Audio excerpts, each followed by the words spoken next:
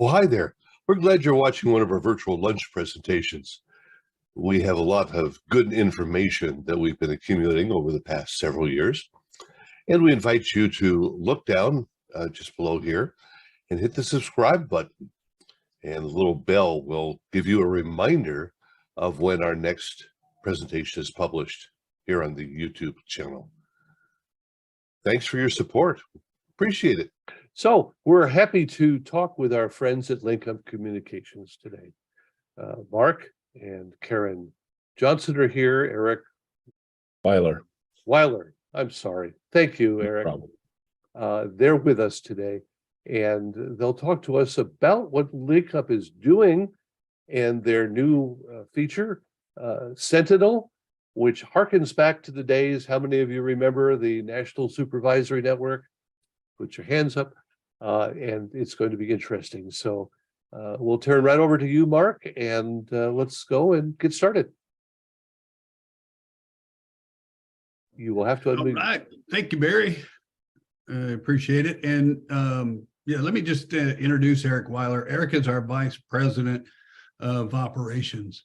Eric has got probably got 30 years of experience in distribution networks. He built and operated one of the largest radio networks in the world during that time. And we were just absolutely fortunate enough to get him and find out that he was available after we had purchased the facility, which once upon a time was Clear Channel Satellite Services and then Orbital Media Networks. And then LinkUp purchased that facility about 1.5 years ago.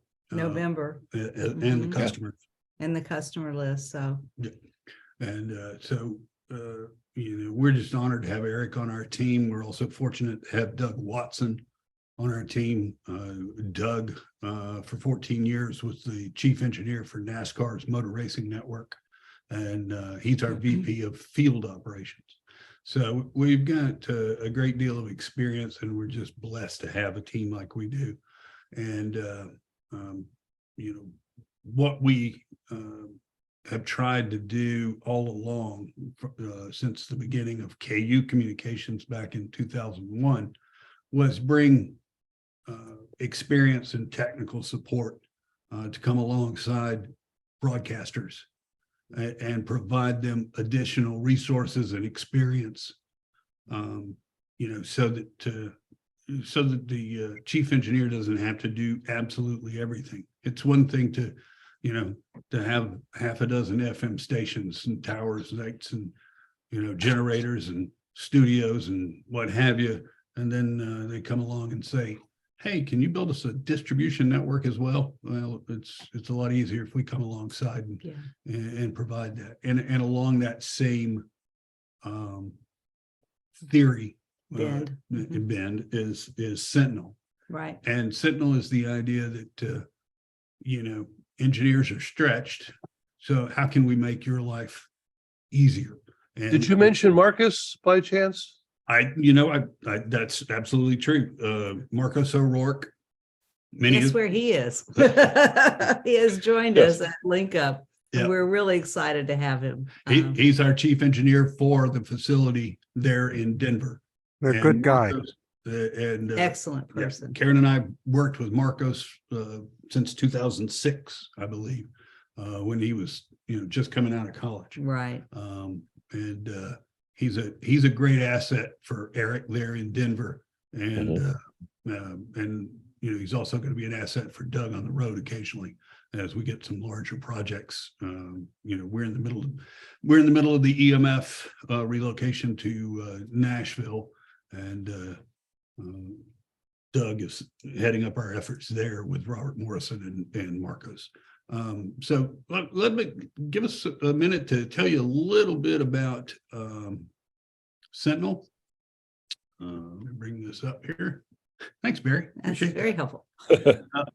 So once again, Sentinel is our idea of how to help broadcast engineers be more effective across multiple facilities. And so It's something that Eric and Karen and I have worked very hard on, and so we consider it the next big thing in monitoring. And Barry's right; it does kind of harken back to the days of Bill Setmeyer and NSN. And What's old is new again, that's right? right. What's old is new again. And that was obviously his objective as well, was to be more cost effective in monitoring groups of stations. Well, now groups are bigger than they were when he was doing that in the 80s and 90s.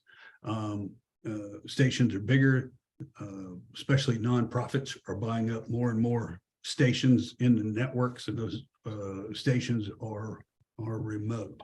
So the idea that we can lighten the workload and reduce the cost significantly by shouldering some of that responsibility for the transmitter and tower sites. So, what we're asking you is to let us take on some of the anxiety of operating a quality network.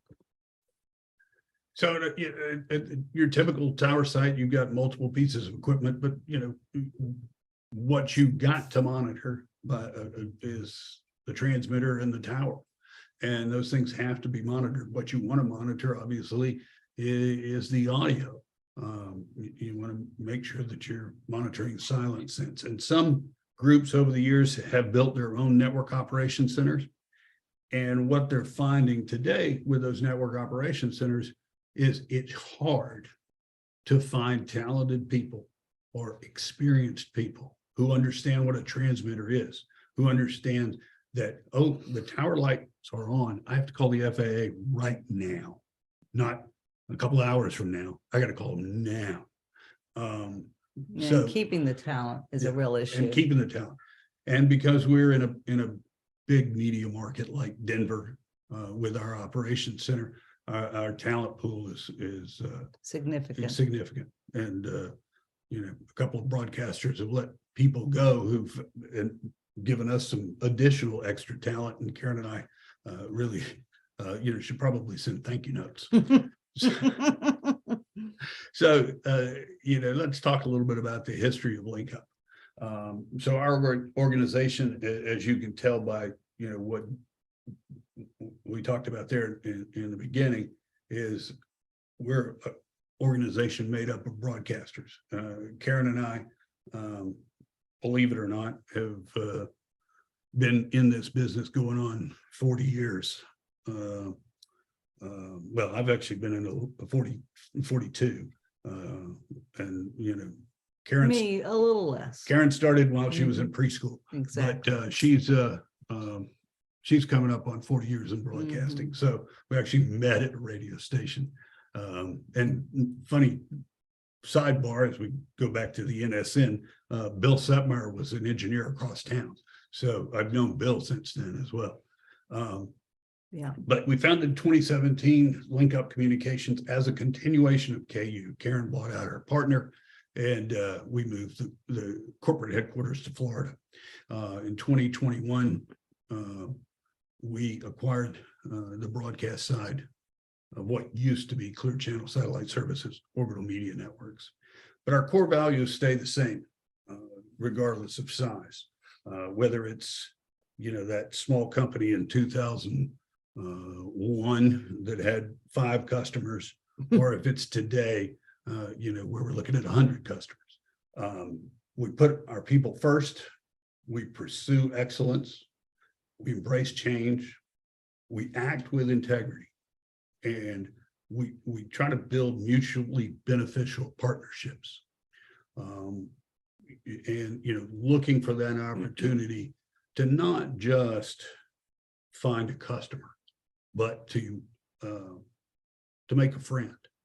And I know that may sound a little hokey, and coming from a guy from the South, it probably is a little hokey, but our idea is that if we make a friend, then the business will take care of itself, because that friend will need something and we can help them. We'll need something and they can help us. And it's that mutual relationship which builds things.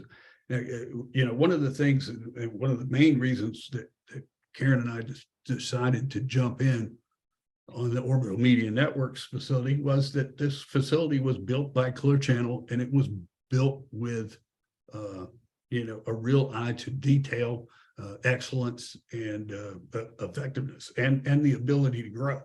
So what you're looking at right now is our NOC facility, which is available 24/7. Currently what we're doing is, of course, monitoring satellite uplinks, the uplinks that we provide, the internet distribution that we do, the satellite distribution we do, but also we have customers who have already jumped in on Sentinel, and we were able to replace their network operations center that was they were beginning to have issues operating and manning it. And they wanted to, and evenings and weekends, they were having trouble finding people. And, during the week, they had those people, they wanted to do other things in production, and we freed them up. And for the cost of, 1 or 2 employees, we cover the entire week, 24/7, and the entire month. So, what is involved in this service, and what do we do for transmitter and tower facilities? Well, we monitor the transmitters. We monitor the tower lights, as we said. And our people have, operations books, and they know, hey, WXYZ in the Upper Peninsula of Michigan has a tower light down. Well, let me get on the horn to the FAA, and let's get that done. We look for silent senses. Is there an audio quality issue? Can we look at the satellite? Is the backup internet feed running? How do we keep this station on the air? So, not just transmitters and towers, but quality operation. How do we help the customer stay on the air? Because if you're on the air, you have the opportunity to generate revenue. If you're off the air, whether it's the transmitter or the audio, you're losing the ability to generate revenue for your broadcast organization. We even do AM, you can monitor AM directional changes to make sure that those went correctly. And then, any broadcast equipment with IP monitoring capability, and that includes the satellite receivers that we provide. We can take a look at a receiver in let's say Glendale, California, and it's starting to snow. Thank you, Eric. Eric's just shifting as we talk about it. As Glendale starts to get a little snow, and let's say there's a tower there that's fed by satellite, we can tell if there's attenuation because we've got IP access to their satellite receiver, and we can help them switch to an audio backup. So those are all capabilities that we offer. Eric, you have anything you want to add to that, since I see you're in the network operations center, heart of the center? Yeah, I appreciate that. No, the thing that's amazing about Sentinel is it's not a one size fits all product. I mean, it's basically us sitting down with our partners, and we match our capabilities to what they're trying to do. So as Mark was mentioning, we have clients that we're monitoring their incoming feeds. We have clients that we've got the ability to punch in, check their audio. It's really kind of based on what your needs are. But the main thing that I think that we're striving for here is we understand what it's like to get 2 a.m. phone calls from somebody going, I don't know what's going on. And we really kind of step in front of that bus for you. And we're always here monitoring with experienced broadcasters who sit there and know that, okay, if we've got a tower light out, we can file a NOTAM, or, if it's a KU fade, we'll switch to backup streaming if we have to do an audio switch, or we'll just use a receiver that has that built in. It's really a collaborative product, much more than anything that's kind of off the shelf. And it's not a piece's parts. We have some people that are using brand X of remote controls for their transmitters. We have brand Y. And as long as we're not, having to, pull dry pairs across the country, we can generally figure out creative ways to interface to any broadcast company. Absolutely. Absolutely. Thank you, Eric. And, you know, the objective here is, you know, what does the customer need? So Right. what do we provide? The 24/7, 365 network infrastructure that you see a little corner of. There's 10,000 square feet in that facility outside of Denver, Colorado. It is, it was originally built by AT&T. So it's completely fully built for that type of operation. Clear Channel came in, added a teleport to it. So it is a full-blown network operations center, and it gives us a tremendous place to provide this technology. But more importantly than the infrastructure are the people. Our people are experienced broadcasters. Some of them have sat in that chair that Eric's in for the last 20 years. Some of them were Clear Channel employees.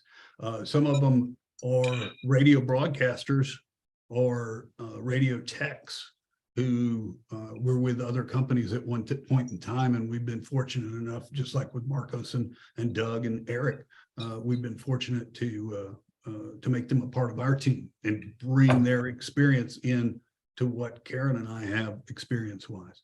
You know, what are we providing? Regulatory compliance, you know, making sure that power is not too high on the transmitter, making sure that the AM directional is switched, making sure that the tower lights are on, and if not, that it's been reported. And when you look at a full-time 24/7 NOC operating your own, this is a significant cost savings. You know, sometimes, according to what market you're in, you know, it can be the third the cost of operating and maintaining your own. And then, of course, security. Eric and Marcos are just absolute geniuses with IP, and not my specialty. I'll admit it right off the top of it, but IP is not my specialty. Satellite RF, that's me. IP, Not so much. not so much. But that's why you hire good people. And Marcos is absolutely outstanding. And you know, so we're constantly making security important. So what do you need? You need remote access. You need to give us remote access, you know, and we work together to find the best remote access for your operation. Right. And then you just need an engineer or an operator that we can contact in an emergency. And that's the great thing. We become tier one. So let's say there's a power failure at your transmitter 2 states away. Instead of getting that telephone call or you know, buzz, whatever, from your email or text message, instead of getting that every night yourself, every little question or bump in the system comes to the engineer and wakes him up in the middle of the night. Instead, we triage that. So we're looking at, okay, here's the customer's checklist, and here's a situation where the power has done this. Let me, let our operator take a look at it, and he will triage it. Then he'll decide, is this an off-air situation that requires the engineer get called in the middle of the night? Yes or no? It's a logic situation. So you're going through the logic and you're making a decision, yes or no. And that, if we can cut an engineer's phone calls or messages by 80%, And allow them to get a full night's sleep on occasion. I think, then we've done our job. We're not just saving you money, we're making you more effective. Right. Because you can work better if you're not, constantly taking each and every alarm. You're only taking the ones that require an off-air situation. And if it's just a bump or some kind of let's take receivers again. Let's say get a satellite receiver and the EBNO is low, but the EBNO is not off the air. Well, Eric and Marcos have a Slack system, and that Slack they share with the customer.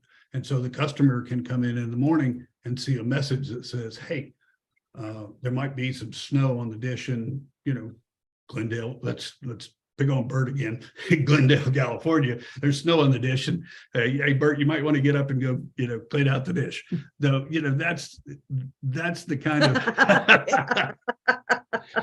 or in Bert's case, it could be horse fade, because he's got horses out back that could, bump a dish, and then you got horse fade. But we're an experienced team. What you're looking at right there with Karen and I and Doug and Eric, gosh, I hate to say it, between the four of us is way over 100 years experience in broadcast engineering and technology and operations. And back to that picture of Mark and I at the FCC, I don't know why we were smiling. I really don't. Because that was kind of a painful experience. But there we are, next to the logo for the FCC. We were making chicken salad. I'm just going to tell you. We'll just leave it at that. It was all about the 5G. Oh gosh. And that anyway. Let's let that one pass. I digress. Yeah. Anyway, once again, founded by and comprised of broadcasters, and with the most part, either operations or technology across the entire platform. Even some of our youngest people have got 15 years experience in broadcasting, 24/7 network operations. So we're working with our partner. We're privately held. We're not a we're not a traded company or anything like that.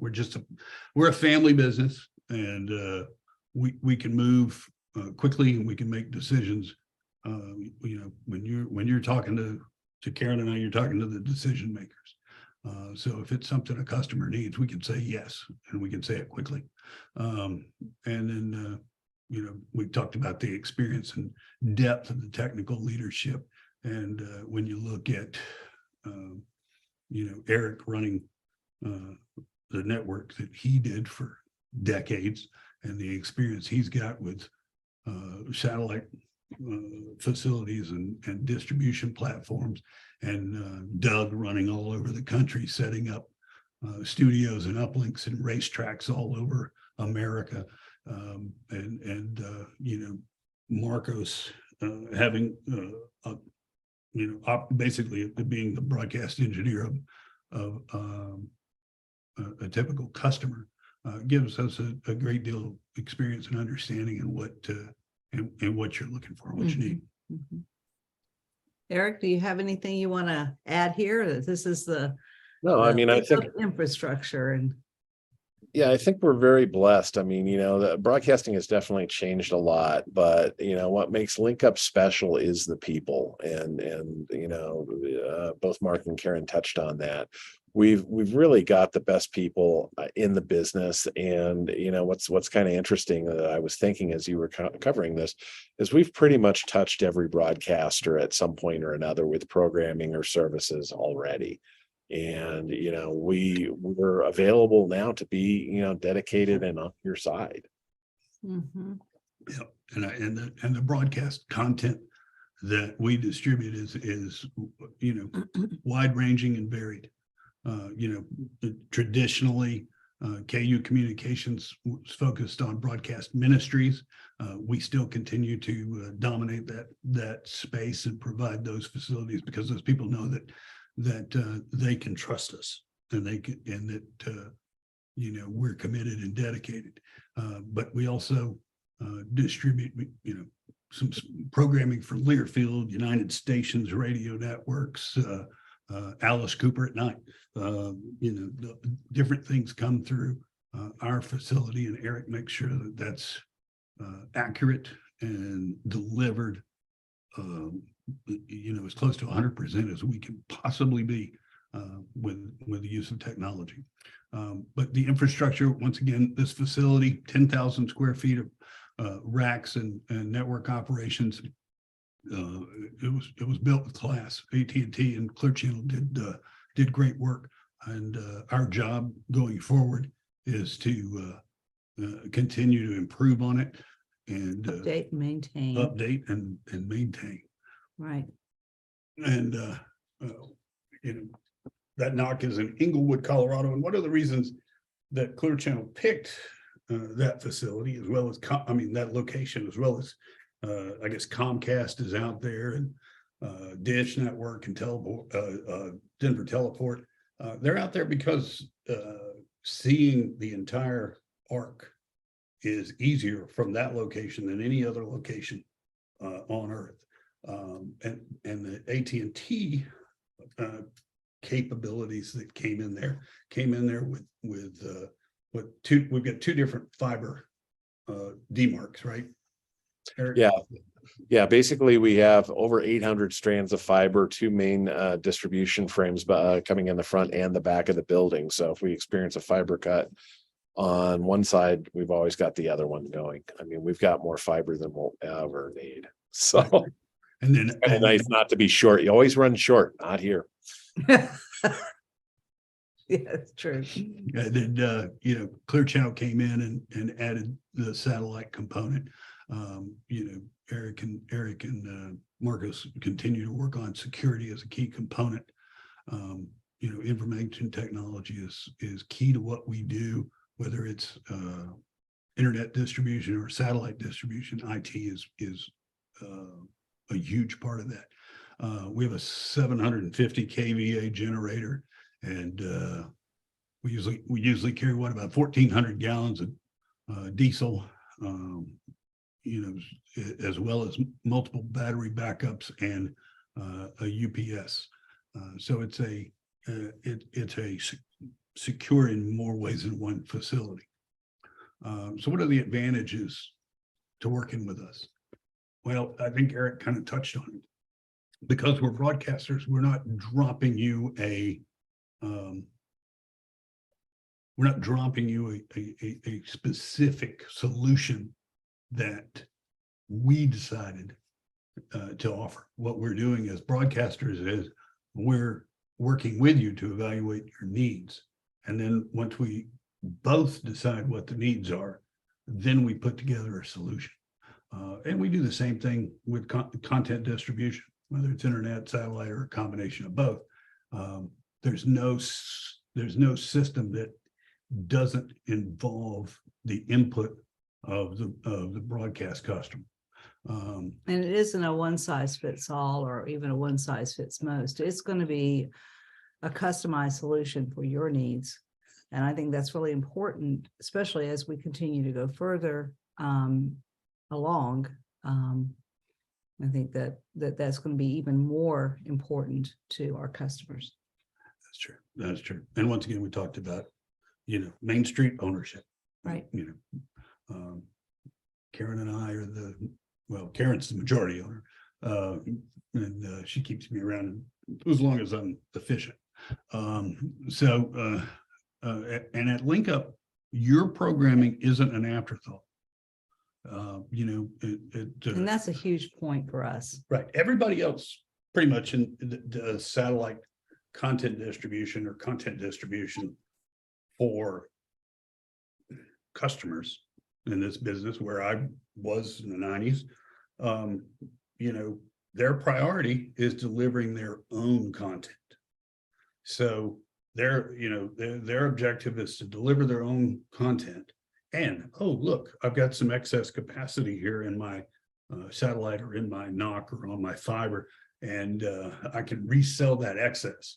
Well, that's great until there's a huge problem, because when there's a huge problem, you have to get the queue, and they take care of their own programming first, and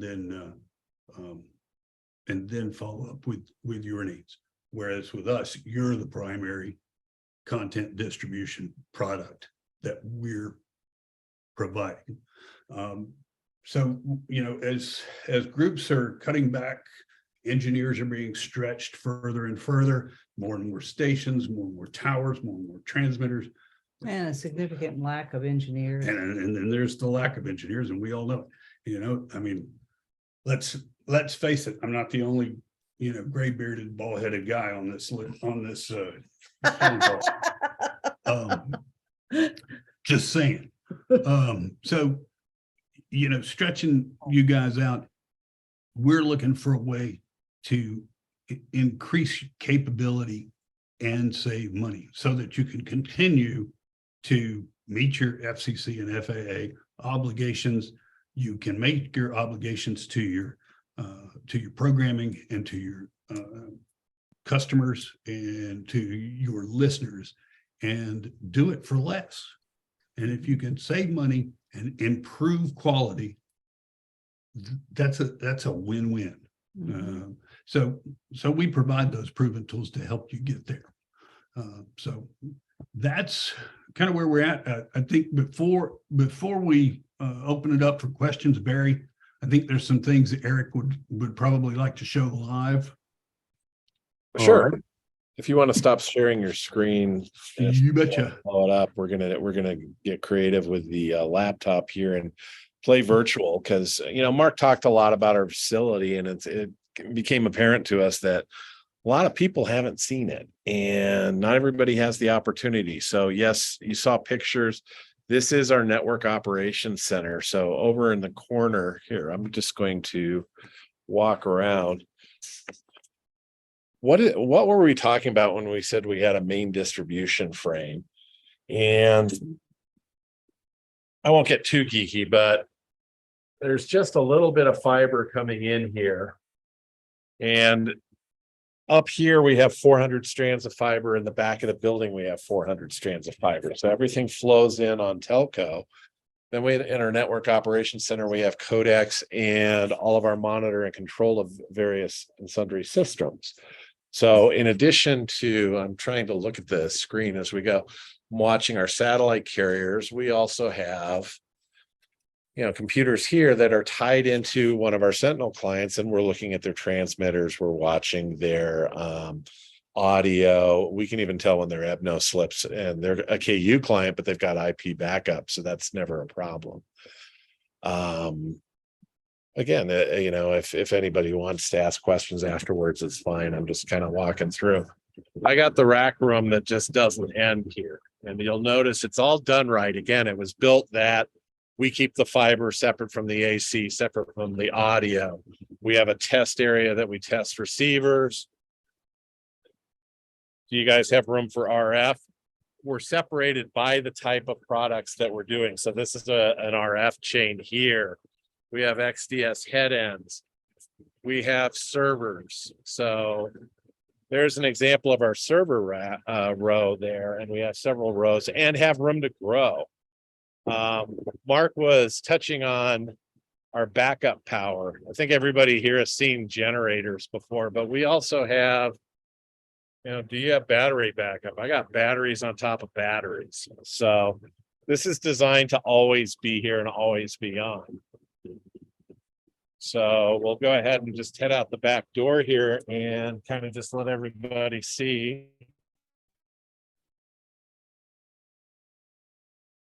Well, so much for that. I think that's demonstrating the shielding on the building, Mark. Yeah.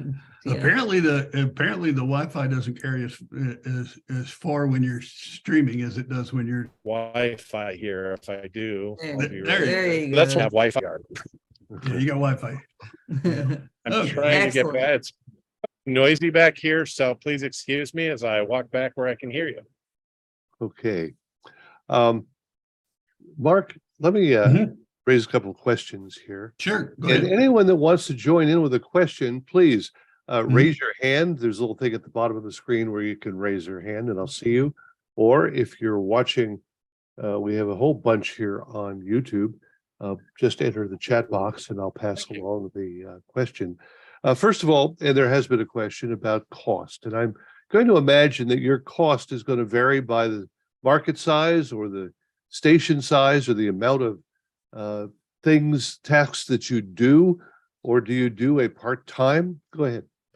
That's really where we work with clients to develop the product that you need and that you can afford.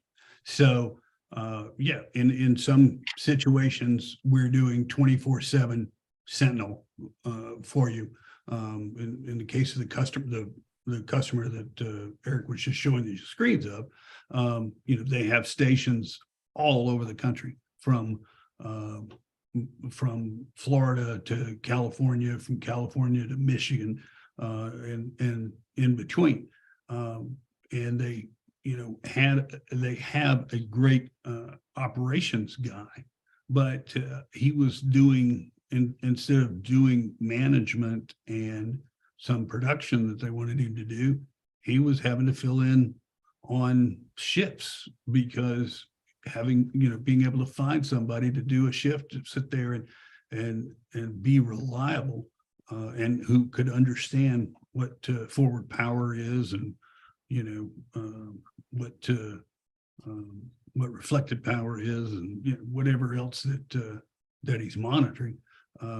They had trouble making that capability. So we came in, saved the money over staffing that place 24/7, and we provided them a complete solution. Now, that complete solution's somewhere less than 30 stations. So the number of stations we monitor, plus the amount of time and the items that we monitor, all of that comes together to develop a cost. And So if I'm a small market station, maybe only station in a market, I only need somebody to cover evenings or weekends, or perhaps a non-com station. Do you have an arrangement to approach that? Or we have budgeted applications where a nonprofit group with 40 something stations really only needed weekends. And we can certainly do that, because we're there 24/7. So I'm not trying to get you to give a price right now, because there's no way to cover one size fits all. But if someone wants to know, you're ready to talk to them about what they can arrange for their particular situation. Yeah, if I can jump in here for just a moment, it's definitely worth having a conversation with us, because again, it kind of depends on what we're looking at. Are we just looking at transmitters? Are we looking at satellites? I will just jump in and say, well, we have to train our entire staff here to be able to handle anybody's particular individual situation. And if you have somebody that is just looking to cover the Saturday night into Sunday morning shift for 8 hours, that's a lot of training that has to happen throughout our staff for one shift. So, that's why we want to have discussions, and we'll work with somebody to try and make everything fit that we can. It's not always been a slam dunk that, for 4 hours do we train, 15 operators how to operate a company's infrastructure. It's kind of a one-by-one discussion. Right. You come in and say, look, I can't find people to work, overnight 10 p.m. to 6 a.m. and I can't find people to work weekends. Could you handle nights and weekends? Yes, we can. How many stations do you have? Give me how many stations you want me to monitor. So it's flexible. That's the point. That's right. It's completely flexible. But you, as an operator, if you're going to run your own network operations center for a group of stations, whether it's 5 stations or 500 stations, you're going to pay people a certain amount of money, and you're going to have to staff it 24 hours a day. And that's going to run you probably 25, 30 grand when it's all said and done. That's going to run you 25 to 30 grand a month. And our objective is to come in, at a percent of that, less than, less than it costs you probably for 1 or 2 employees. So, our objective is to come in such a way that it makes it easier for you to operate, take some of the pain off of you, and is a cost savings. Sure. Well, let's don't want to belabor the actual pricing. This is something, as you say, is individualized, and we'll invite folks to email you or call you or Absolutely. in your office necessarily. Yeah. And check find in. out. Suppose the station goes off the air, or do you turn them back on, or do you notify the station? Well, it's according to what the customer has gone through with us and developed a list of actions, and they decide which actions they want us to take. So if they simply want us to turn the plates back on and turn the transmitter back on in that situation, that's fine.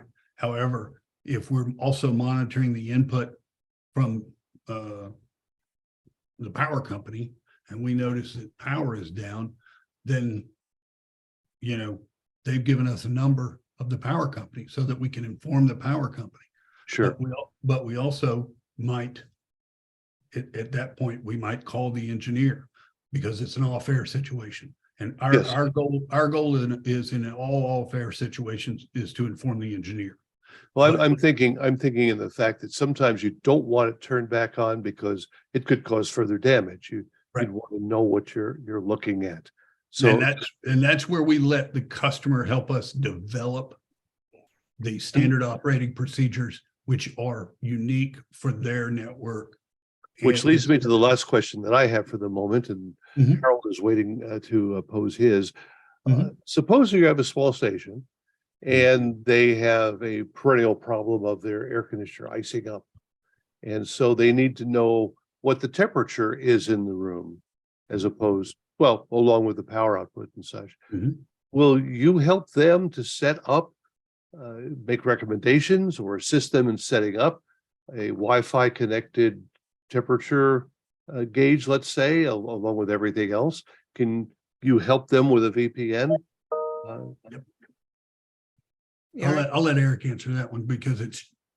Yes, absolutely. I mean, you know, we're experts at monitoring. You can tell from our facility here that we have a lot of equipment that we have to keep track of, and we obviously need to keep track of our environment. So we share that knowledge with our partners. To your point earlier, I think that's where you don't want just, you know, some answering service that has a screen in front of them, because, you know, the first thing that went through my mind is the antenna icing up on an FM, and we know what high VisWAR is. So we won't continue to try and turn on your transmitter and blow it up when your antenna is iced. Yeah, or try to hit full power when it's not going to go there. Harold, let's hear what your question is, please. Very good. So this is interesting, and I remember working with Bill and Buffy Sutmeyer way back when, and hopefully the audio tone in here is not terribly disturbing. But anyway, it sounds like there's a fair amount of setup involved in customization, and if somebody has a bunch of stations and they are largely identical, then you can spread that setup out. I did some work with Cinemark theaters with their network operations center, and every theater is set up the same. So the same software is watching everything the same way. I imagine that you're not sitting there looking at a screen that shows what's happening at a particular site. It's more of software is looking at the site and letting you know when something's gone out of whack, and then you deal with it. But anyway, it does just seem that there's a lot of setup involved here, and then the monthly cost is just, you know, the cost of employees and equipment spread over the number of stations. But that setup could be something. Well, what we try to do is we try to look at a long-term agreement, you know, 2-3 years, so that we can put some of that startup and setup over the course of the agreement. Usually we try to keep the startup you know, as small as possible. But once again, you know, when you're working with friends, you can sit down and you can say, okay, here's what we need to do. What's your budget to do these things? And, you know, we can work together and look at those things and figure out which ones, you know, have to be done, and then which ones are nice to have. And you know, when you're working with a friend, you know, you can have those conversations because you can trust us and we can trust you, and it's just that opportunity to personalize your service and save you money. And In other words, you're not going to cost high effective. pressure sell. Oh, never. Okay. And that, there's a few guys on here, who've known me for quite a while, like Bert and Wayne, and a few others. And, we just, that's just not what we do. Very good. Bill wants to know, do you do video server monitoring as well? Yes. The good news is with digital, everything has become data. So yes, we absolutely do video services. Mm-hmm. Grady wants to mention that he loves your Seminole logo on your shirt. Well done, Grady. Well done. Any more questions from the field here? Whether you want to talk about your specific station or their services in general. I have a question, Bert here. Hey, Bert. Oh, Bert. Do you primarily go by satellite interfacing or do you use internet also? It's primarily terrestrial, whether it's a VPN or in some situations, customers have everything already coming back to their facility, and we're actually monitoring their facility remotely. But it's an objective of remote monitoring, Bert. So it's really, what IP access can you give us? If that means looking at something, that's and we have relationships with folks who do enterprise grade IP for transmitter locations. So if we have a customer who has 70% of his locations have terrestrial IP and 30% are on mountaintops and don't have any IP, then we can work together. But there's also 4G things like Max Connect that you can put at a location, and we can access through something like Max Connect using that type of IP. UMA also does that, by the way. If That's you true. have an UMA box, you have a voice over IP, and it has a seamless interconnect for 4G, so that if your IP goes down, if your internet goes down, the over the air takes over, and so that's worth looking into. And with Yep. UMA, not that I'm trying to sell UMA, and there is an article on the BDR about it.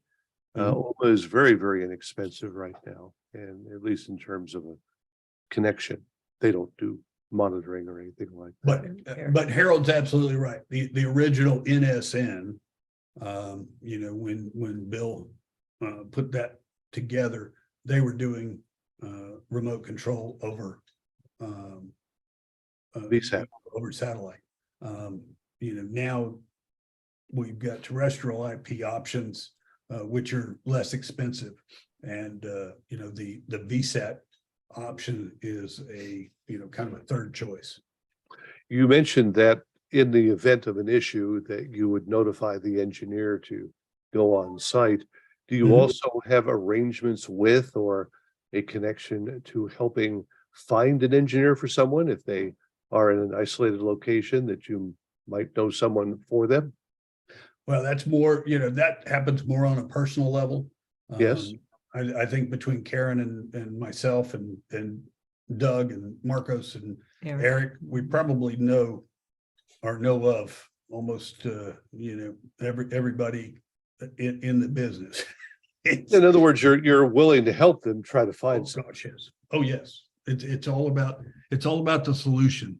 Absolutely. Barry. It's all about the solution, and whatever that solution requires, we try to step in. Thinking outside the box is imperative in these situations, and especially with the shortage of engineers, we have to address that as an industry. And so, we know of someone. I'm sorry. Have plane will travel. Right. There's only so much you can do remotely. That's right. We'll send Bert out. I have called Bert. I have called Bert. Yep. I've called Bert on a number of occasions, haven't I, Bert? So, Yes, you have. Any other questions that folks would like to bring to Mark or Karen or Eric? Maybe we can see Marcos. I know he's watching on YouTube. you have to go into the next My office. best. Give Marcos my best. I just heard him go running back to the knock. Otherwise, I'd pick up my iPad or my. He's working. We're playing. He's working. Well, thank you guys Everybody. so much, and whomever else. I think Thanks for the time. I think Mary had to get off the line a little bit ago, but thank you so much for your time, your interest in who we are and what we do, and we continue to grow and we continue to offer services that we think the broadcaster really desires, and so You can frame up a little network, of course, if somebody or several stations want to get together for a state network or a national network, you can do that. Yep. Absolutely. We can deliver the content as well as monitor the facilities. So if there's a project that you're not really sure what you want to do and you just want to bounce it off somebody, That's what I was about to say. Yep. well, that's because we think alike. There you go. So Very good. Thank you so much, Mark, Karen, Eric. We're so glad you were with us today, and we look forward to hearing more about Sentinel and how it grows. And of course, if you want to see a hands-on demonstration, go to the NAB show, and they will be there, and they'll let you turn your station off if you want. Yeah, there you go. And if anytime you're in the Denver area, just give Marcos or Eric a call, and we'll give you an in-person tour. Very good. Thank you, folks.